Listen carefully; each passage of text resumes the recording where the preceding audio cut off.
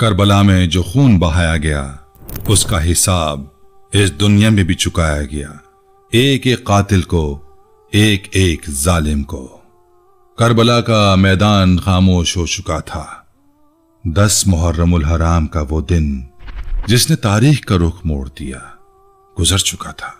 नवासा रसूल सल्लल्लाहु अलैहि वसल्लम इमाम हुसैन रज़ियल्लाहु अन्हु और उनके 72 जानिसार साथी शहादत की मंजिल पर पहुंच चुके थे। यजीद की फौज ने समझा कि उन्होंने फतह पा ली है। उन्होंने समझा कि वो करबला की मिट्टी में हक को दफन करने आए हैं, लेकिन वो नहीं जानते थे कि जो खून उन्होंने बहाया था वो खून तारीख की सबसे बड़ी गवाही बनने वाला था। और वो नहीं जानते थे कि इस खून का हिसाब दुनिया में भी होना था। तारीख गवाह है कि जब भी किसी ने अल्लाह के महबूब बंदों पर जुल्म किया, अल्लाह ने उस जुल्म का बदला इसी दुनिया में भी लिया। हजरत याहिया अलैहिस्सलाम के कत्ल का बदला 70,000 लोगों की जानों से लिया गया और नबी अलैहिस्सलातु वस्सलाम ने फरमाया कि मेरे नवासे के कत्ल का बदला भी इस दुनिया में आएगा। आज की वीडियो में हम आपको बताएंगे कि करबला के कातिलों का अंजाम क्या हुआ, शिमर का हशर क्या हुआ, हुरमला का अंजाम क्या हुआ जिसने 6 माह के अली असगर को तीर मारा था, उबैदुल्लाह इब्न ज़ियाद किस तरह मारा गया और खुद यजीद का आखिर हुआ क्या। ये सब जानने के लिए आखिर तक जरूर देखिएगा। सबसे पहले यह जानना जरूरी है कि करबला के बाद इस दुनिया में फौरी तौर पर क्या हुआ। जब इमाम हुसैन रज़ियल्लाहु अन्हु की शहादत हुई तो आसमान और जमीन ने ऐसी अलामात जाहिर की जिनका जिक्र तारीख की किताबों में मौजूद है। रिवायात बताती कि सूरज की रोशनी कम हो गई, आसमान पर 7 दिन तक मुसलसल तारे गिरते रहे, बैतुल मुकद्दस में जो भी पत्थर उठाया जाता उसके नीचे खून मिलता, शाम और कूफा के घरों की दीवारें खून से भीगी नजर आती। कुछ लोगों ने बयान किया कि जब वो खाना पकाते तो बर्तन खून से भर जाते। एक शख्स ने इमाम हुसैन की शान में गुस्ताखी की तो एक सितारा गिरा और वो अंधा हो गया। ये क्या अलामात थी? ये कायनात का वो रोना था। और नाज़रीन, इन अलामात के साथ साथ कुछ और वाकयात भी तारीख ने महफूज किए हैं। रिवायात बताती हैं कि करबला के मैदान में शहादत के बाद जो सिपाही इमाम हुसैन अलैहिस्सलाम का सर उठाकर ले गया उसका चेहरा उसी रात बदल गया। लोगों ने उसे अगले दिन देखा तो पहचान न सके। उसका चेहरा उदास और बुझा हुआ था। जब लोगों ने पूछा तो उसने कहा, जिस दिन से मैंने इमाम हुसैन का सर उठाया उस दिन से मैं मुसीबत में हूं।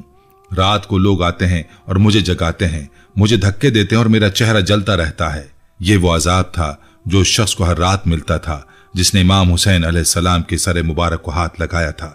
इसी तरह एक और रिवायत में आता है कि कूफा में एक शख्स ने जो करबला की फौज में शामिल था रात को चिराग जलाया। जब उसने चिराग को दुरुस्त करना चाहा तो आग ने उसे अपनी लपेट में ले लिया। एक और शख्स जिसने इमाम हुसैन की शान में गुस्ताखी की अंधा हो गया। ये सब अल्लाह के वो फौरी इंतकाम थे जो जालिमों को दिए गए, लेकिन असल हिसाब अभी बाकी था और वो हिसाब मुख्तार बिन उबैद सक़फी के हाथों आना था, जो उस वक्त जाहिर होता है जब जमीन पर कोई ऐसा जुल्म हो जिसे आसमान भी बर्दाश्त ना कर सके। जब रसूल सल्लल्लाहु अलैहि वसल्लम के नवासे को प्यासा शहीद किया जाए, जब 6 माह के बच्चे को तीर मारा जाए, जब जन्नत के जवानों के सरदार का सर नेज़े पर बुलंद किया जाए तो कायनात खामोश नहीं रहती। और फिर एक और अलामत भी थी।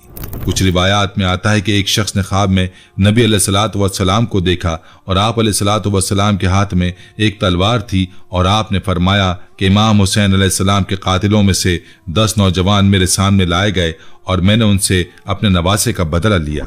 जब वो शख्स बेदार हुआ तो अंधा हो चुका था। यह अल्लाह का वो इंतकाम था जो इस दुनिया में भी शुरू हो गया था।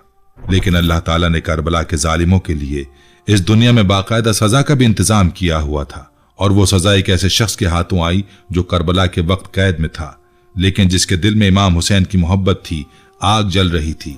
वो शख्स थे मुख्तार बिन अबी उबैद सक़फी।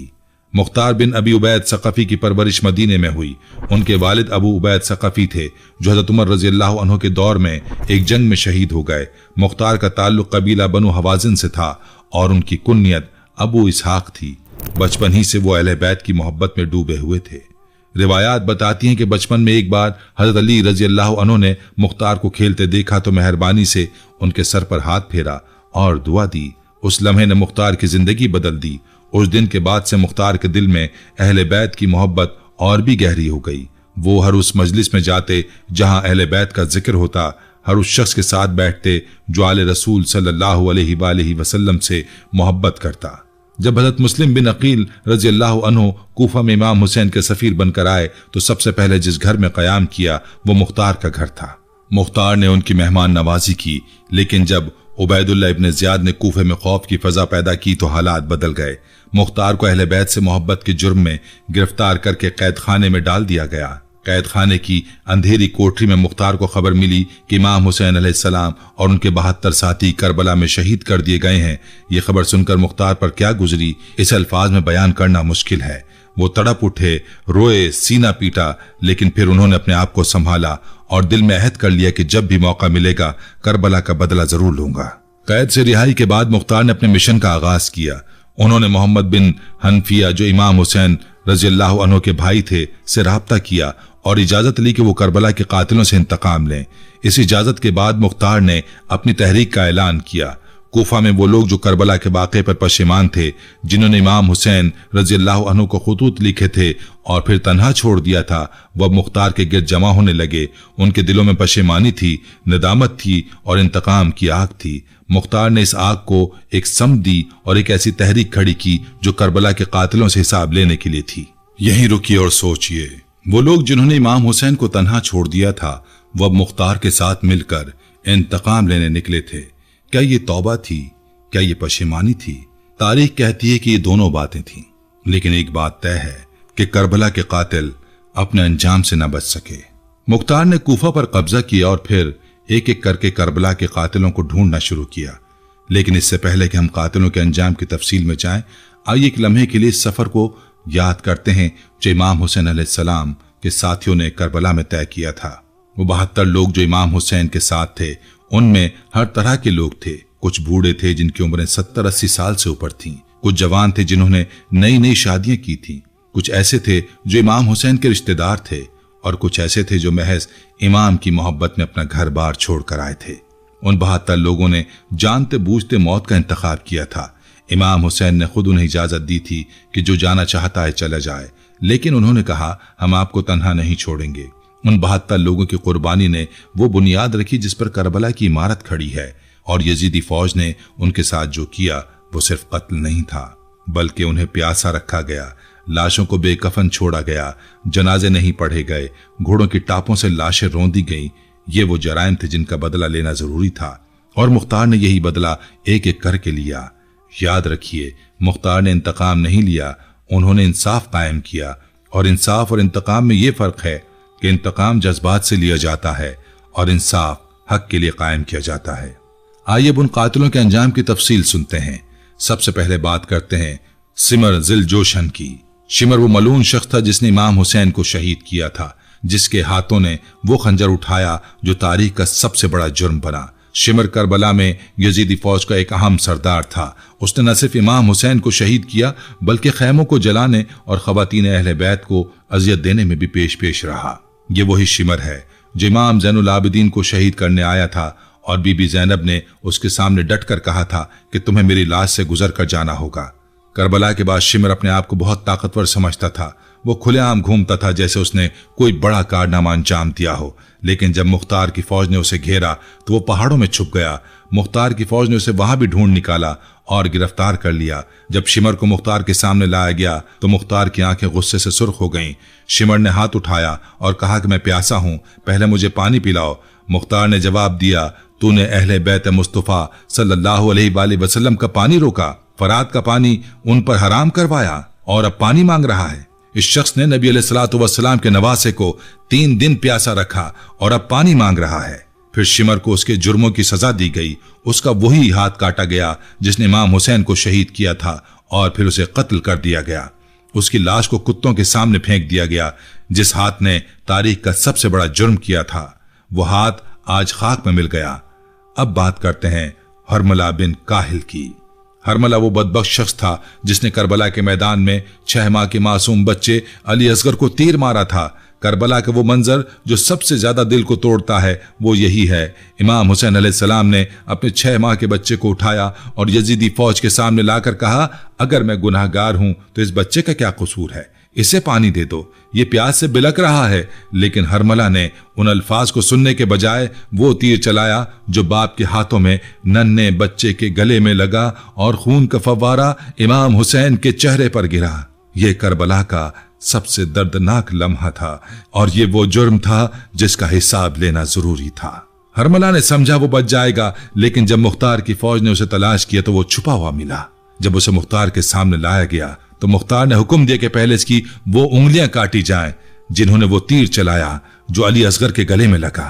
फिर उसके हाथ काटे गए, फिर उसकी टांगें काटी गईं, फिर उसके कान काटे गए और फिर आग से उसे वो सजा मिली जो अली असगर के खून का बदला थी। तारीख ने लिखा कि हरमला का अंजाम ऐसा हुआ कि देखने वाले कांप गए।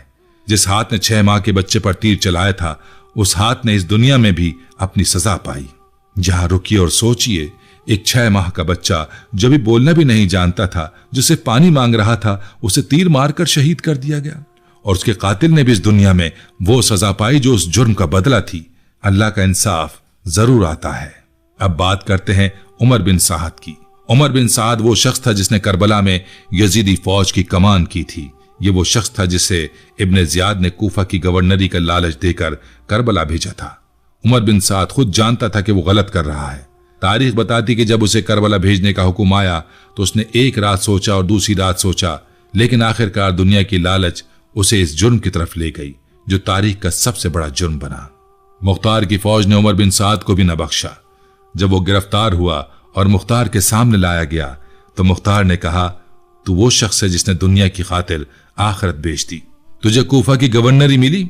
नहीं मिली, लेकिन तूने इमाम हुसैन को शहीद करवाया। ये तेरे माथे पर कयामत तक लिखा रहेगा।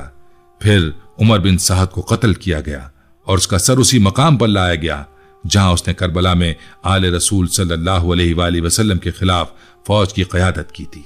अब बात करते हैं उबैदुल्लाह इब्ने ज़ियाद की। उबैदुल्लाह इब्ने ज़ियाद वो शख्स था जिसने पूरे करबला के वाक़े को तरतीब दिया, जिसने यजीद का हुक्म पहुंचाया, जिसने कूफा में खौफ की फजा पैदा की, जिसने हजरत मुस्लिम बिन अकील को शहीद करवाया, जिसने करबला में इमाम हुसैन के गिर्द यजीदी फौज को भेजा। ये वही शख्स था जिसके दरबार में बीबी ज़ैनब रज़ियल्लाहु अन्हा को कैदी बनाकर लाया गया था और जिसने उनसे ताना आमेज सवालात किए थे, लेकिन बीबी ज़ैनब रज़ियल्लाहु अन्हा ने उसी के दरबार में उसे बेनकाब कर दिया था।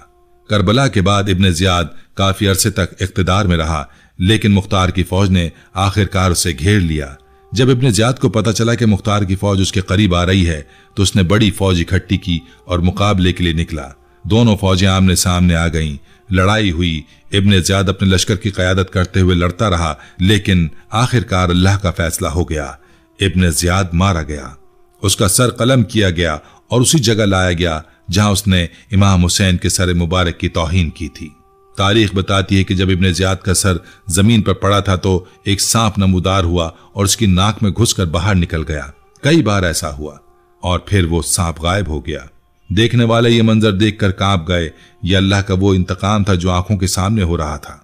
अभी रुकिए और सोचिए, वो शख्स जिसने करबला का मंसूबा बनाया, जिसने इमाम हुसैन के साथियों को तन्हा करवाया, जिसने बीबी ज़ैनब रज़ियल्लाहु अन्हा को ताने दिए, उसका अंजाम यह हुआ कि उसके मरने के बाद भी अल्लाह की कुदरत ने उसे जलील किया। और अब आते हैं उस शख्स की तरफ जिसके नाम पर यह पूरी कहानी लिखी गई है, यजीद बिन मुआविया। यजीद करबला के बाद अपने तख्त पर बैठा रहा। इब्तिदा में उसने फतह का जश्न मनाया, दमिश्क में खुशियां मनाई गईं। यजीद ने समझा कि उसने हमेशा के लिए आले रसूल का खात्मा कर दिया है, लेकिन जल्दी हालात बदलने लगे। इमाम हुसैन की शहादत की खबर जूं जूं फैलती गई, लोगों के दिलों में यजीद के खिलाफ नफरत बढ़ती गई। बीबी ज़ैनब रज़ियल्लाहु अन्हा के खुतबों ने आग में तेल का काम किया। कूफा के बाजारों में इब्ने ज़ियाद के दरबार में और फिर यजीद के अपने दरबार में बीबी ज़ैनब रज़ियल्लाहु अन्हा ने जो अल्फाज कहे वो अल्फाज हर जबान पर चढ़ गए। मक्का, मदीना और बाकी इस्लामी दुनिया में यजीद के खिलाफ आवाजें बुलंद होने लगीं। मदीने के लोगों ने यजीद की बैत तोड़ दी और अब्दुल्ला बिन जुबैर के हाथ पर बैत कर ली। उन्होंने अलल ऐलान कहा कि यजीद शरीयत का पाबंद नहीं, वो शराब पीता है, बेहयाई करता है और उसने नबी अलैहिस्सलातु वस्सलाम के नवासे को प्यासा शहीद करवाया। ऐसे शख्स की बैत हराम है। यजीद ने गुस्से में मदीने पर फौज भेजी। मुस्लिम बिन अकबा के नाम से एक जालिम सिपह सलार को रवाना किया, जिसका नाम बाद में मसरब बिन उकबा पड़ गया। उसने मदीना पर हमला किया, 3 दिन तक मदीना में कत्लो गारत हुई। रसूल अलैहिस्सलातु वस्सलाम की मस्जिद में घोड़े बांधे गए, मदीने की हुर्मत पामाल की गई, जन्नतुल बकी के करीब घोड़ों को चराया गया। मदीने की बेहुरमती का ये मंजर ऐसा था कि तारीख बयान करने से आजिज है। ये सुनकर पूरी दुनिया का दिल कांप गया। जिस यजीद ने करबला में नवासे रसूल को शहीद करवाया, उसने अब रसूल के शहर को भी नहीं बख्शा। मदीना पर जुल्म करने के बाद यजीद के खिलाफ नफरत और भी बढ़ गई। अब पूरी इस्लामी दुनिया में यजीद का नाम लानत के साथ लिया जाने लगा। और फिर अल्लाह का इंसाफ आया। मदीना पर जुल्म करने के कुछ अरसे बाद यजीद को पेट का ऐसा मर्ज लाहक हुआ जिसका कोई इलाज ना हो सका। रिवायात बताती कि वो शदीद दर्द में तड़पता रहा। डॉक्टरों ने हिम्मत हारी, दवाएं काम न आई, बीमारी बढ़ती गई। जो शख्स करबला में इमाम हुसैन को प्यासा रखवाने का जिम्मेदार था, जिसने इमाम हुसैन